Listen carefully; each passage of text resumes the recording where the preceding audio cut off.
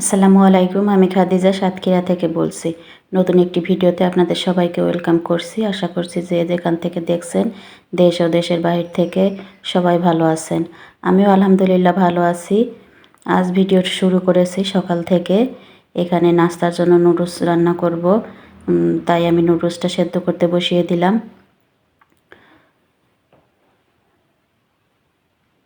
আজকে চিকেন দিয়ে আমি নুডলস রান্না করব, তাই আপনাদের সাথে একটু শেয়ার করে দিব আমি কিভাবে রান্না করি। যেহেতু আপনারা সবাই জানেন কিভাবে নুডলস রান্না করতে হয়, আমি কিভাবে করি সেটাই আপনাদের সাথে একটু শেয়ার করে দিচ্ছি। আশা করছি আমার ভিডিওটি শুরু থেকে শেষ পর্যন্ত দেখবেন, ফুল ওয়াচ করে দেখবেন। আমি ইদানিং ভিডিও দিতে পারতেছি না, অনেক ঝামেলার ভিতরে আছি।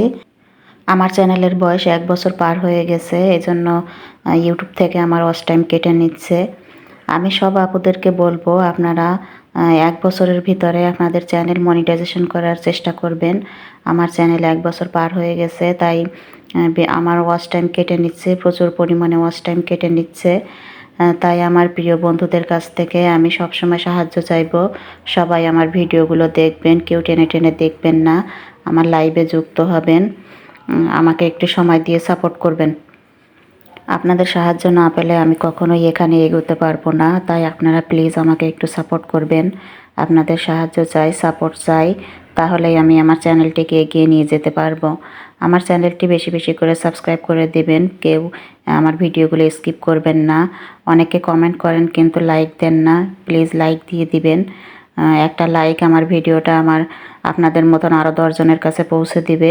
তাই আপনাদের কাছে অনুরোধ থাকলো, আমার ভিডিওটি ফুল ওয়াচ করে দেখবেন এবং লাইক কমেন্ট করবেন। এখানে এই যে দেখেন, আমি নুডলসটি দিয়ে দিলাম, চিকেন কষিয়ে নিয়েছি।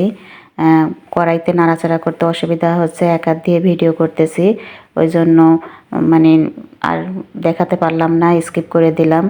আপনারা একটু বুঝে নেবেন। আমার নুডলস রান্না হয়ে গেছে, আমরা নাস্তা খেয়ে নিয়েছি। এখন আপনাদের সাথে দেখাতে আসলাম দুপুরে আমি কি রান্না করব। আজ রান্না করব খিচুড়ি, শর্টকাটে খিচুড়ি, ওই জন্য গ্যাসের চুলায় রান্না করে নিচ্ছি। আর রাতের ব্যবস্থা আলাদা হবে, রাত্রে আবার রান্না করব। এখানে আমি সরিষার তেল পেঁয়াজ দিয়ে দিয়েছি, মশলা দিয়ে চিকেনটাকে কষিয়ে নেব। আমি খুব সাধারণ ওয়েতে আমার খিচুড়ি রান্না করি রাইস কুকারে।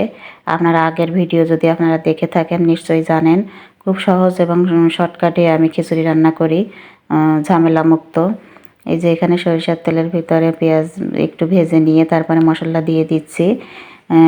যেহেতু আমাদের বাড়ির সরিষার তেল, খাঁটি তেল, এখন দেখেন কতটা উতলাচ্ছে আর কি। মশলা কষানো হয়ে গেছে, এখন আমি এই যে চিকেন দিয়ে দিয়েছি। মশলার সাথে চিকেনটা ভালোভাবে মিশিয়ে নিব, তারপরে আমি গুঁড়া মশলাগুলো দিয়ে ভালোভাবে কষাবো।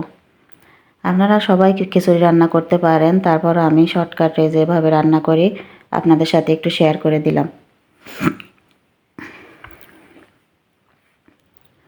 এই যে এবার একে একে আমি গুঁড়া মশলাগুলো দিয়ে দেব।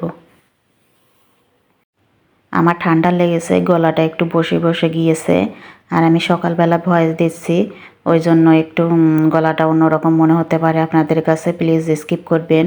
আমাদের বাড়ির আশেপাশে অনেক ব্যাক সাউন্ড, তারপরে রাস্তার পাশে বাড়ি, গাড়িরও সাউন্ড আছে, এই জন্য সবাই একটু স্কিপ করবেন, একটু বুঝে নেবেন। এই যে দেখেন চিকেনটা কতটা কষানো হয়ে গেছে, কালারটা কত সুন্দর হয়েছে। আমার ভিডিওর এই পর্যন্ত, যারা যারা আমার সাথে আছেন সবাই আমার ভিডিওটিতে লাইক করে দিবেন এবং চ্যানেলটি সাবস্ক্রাইব করে পাশে থাকবেন। পাশে থাকা বেল অপশনটি বাজিয়ে দিবেন, যাতে আমি ভিডিও ছাড়ার সাথে সাথে আপনাদের কাছে নোটিফিকেশন চলে যায়, আর আপনারা আপনাদের সময় অনুযায়ী দেখে নিতে পারেন। আপনাদের কাছে সব সময় অনুরোধ থাকবে, প্লিজ আমাকে উৎসাহিত করবেন, নতুন করে ভিডিও বানাতে আগ্রহ দিবেন। আপনাদের কমেন্ট পেলে, লাইক পেলে মনটা অনেক ভালো লাগে, নতুন করে কাজ করার উৎসাহ জাগে। এখানে দেখেন আমি ডাল চাল ধুয়ে রাইস কুকারে বসিয়ে দিয়েছিলাম, এখন মাংসটা হয়ে গেছে, তাই এখানে ঢেলে দিচ্ছি। নাড়াচাড়া করে একটু দমে রেখে দিলেই হয়ে যাবে খিচুড়ি। A to Z সব আর শেয়ার করে নিই। এই যে মিশিয়ে এখন দমে রেখে দেব। আমি ভিডিওর শেষ পর্যায়ে চলে এসেছি। আপনাদের কাছে সবসময় অনুরোধ থাকবে, আবেদন থাকবে আমার ভিডিওগুলো একটু ফুল ওয়াচ করে দেখবেন। আর আজকের মতন এই পর্যন্ত। আল্লাহ হাফেজ। আসসালামু আলাইকুম।